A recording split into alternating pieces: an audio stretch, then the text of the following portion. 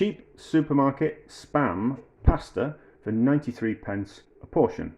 You will need, per portion, 100 grams of cheap supermarket spam, 200 grams of cheap supermarket tomatoes, this is a 400 gram tin, and 100 grams of cheap supermarket spaghetti.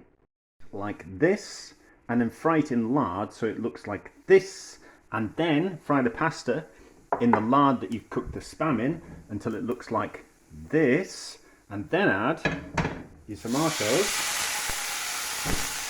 and the same amount of water, and steam up the camera. Clean the camera, clean the cooker, add salt and pepper,